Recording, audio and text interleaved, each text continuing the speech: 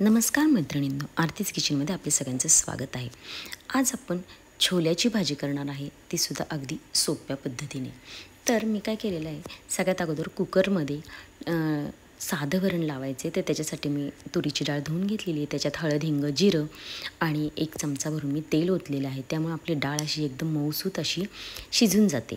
आता काय केले, दुसऱ्या डब्यामध्ये मी हे रात्रभर भिजलेले छोले घेतलेले आहेत, तर त्याच्यामध्ये मी 1 चमचा भरून लाल तिखट टाकले आणि थोडीशी हळद टाकली आहे आणि चवीनुसार मीठ टाकलेलं आहे। आता यालासुद्धा आपण नेहमीसारखं दुसऱ्या डब्यावर ठेवून झाकण लावून घेऊया आणि 4 शिट्ट्या कुकरच्या काढूया। तुमच्या कुकरनुसार छोल्यांना शिजायला थोडासा वेळ लागतो, म्हणून तुम्ही 5 शिट्ट्या केल्या तरी चालेल।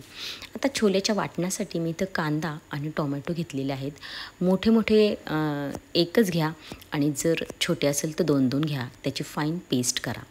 आता एक भांडं ठेवले, त्याच्यामध्ये 1 मोठा चमचा भरून तेल टाकले आणि साधारण 2 चमचे भरून मी तूप टाकलेले आहे। त्याचबरोबर काही खडा गरम मसाला घेतलेला आहे। सगळ्यात आधी तेल गरम झाल्यावर आपण त्याच्यात जिरे टाकूया आणि खडा गरम मसाला टाकूया। तो थोडासा परतला की लगेच आपण त्याच्यामध्ये हे जे वाटलेलं वाटण आहे कांदा टोमॅटोचं ते टाकूया। एक 2-3 मिनटं हे वाटण परतून झाल्यानंतर त्याच्यामध्ये 1 चमचा आलं लसूण पेस्ट टाकूया। आता हा मसाला आपण गॅस बारीक करून छानपैकी परतून घेऊया। मी आता इथं साधारण दुसरा एक मसाला तयार करायचा आहे। त्याच्यासाठी एका वाटीमध्ये मी दही घेतलेलं आहे, 2 चमचे हळद घेतले, बेडगी मिरचीचं लाल तिखट, साधं लाल तिखट आणि 1 चमचा धने पावडर आणि 1 चमचा मी छोले मसाला घेतलेला आहे। इथं तुम्ही किचन किंग मसालासुद्धा घेऊ शकता। तर आता पहा, आपलं कांदा आणि टोमॅटोचं वाटण छान परतून झालेलं आहे। आता हे जे आपण दह्याचं मिश्रण केलेलं आहे ते टाकून घेऊया आणि आता मात्र आपल्याला याला 5 ते 7 मिनटं शिजून घ्यायचं आहे, कारण कुठल्याही मसाल्याचा कच्चटपणासुद्धा राहिला नाही पाहिजे आणि छान तेल सुटेपर्यंत परतून घेऊया। त्यासाठी मी गॅस बारीक केला आहे। आता तोपर्यंत आपला कुकरसुद्धा इकडे थंड झालेला आहे। पाहू शकता आपले छोलेसुद्धा छान शिजून गेलेत आणि डाळसुद्धा आपली छान झालेली आहे। आता आपला मसाला इकडे छानपैकी परतून झाला आहे, पहा मस्त त्याला तेल सुटलेलं आहे आणि छानपैकी झालेला आहे। आता थोडेसे छोले मी याच्यात टाकले त्या मसाल्यामध्ये आणि ते थोडे असे स्मॅश करून घेऊया, जेणेकरून भाजीचा थिकनेस थोडासा वाढेल। बाकीचं सगळं छोल्याचं मिश्रण पाण्यासकट मी ओतलेलं आहे। तुम्हाला हवं असेल तर तुम्ही याच्यात अजून थोडंसं पाणी ओतू शकता किंवा तुमच्या आवडीनुसार तुम्ही कन्सिस्टन्सी ठेवू शकता। आता त्याच्यामध्ये पाणी ओतले म्हणून मी थोडंसं मीठ टाकले, तर गॅस बारीक करून झाकण ठेवून 10 मिनटं शिजू दे। तोपर्यंत आपण एक त्याच्यासाठी तडका बनवून घेऊया।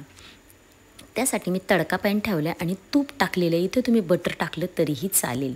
आता मी याच्यात भरपूर सारे लसणाचे छोटे तुकडे केलेले आहेत, त्याचबरोबर 1 लाल मिरची टाकलेली आहे आणि कढीपत्ता टाकलेला आहे। आता लक्षात ठेवा, लसणाला आपल्याला छानपैकी लाल करायचं आहे। मग हा तडका आपण छोल्यांवर टाकूया आणि झाकण ठेवूया। 1-2 मिनटं तरी तुम्ही झाकण त्याच्यावर तसंच ठेवा। पुन्हा भाजी थोडीशी उकळायला ठेवा। शेवटी तुम्ही इथं कोथिंबीर टाका आणि भाजी सर्व करा। तुम्ही इथं कसुरी मेथी जरी टाकली तरी तुमच्या भाजीमध्ये अजून छान चव येते। पहा, आपली भाजी एकदम शिजून रेडी झालेली आहे।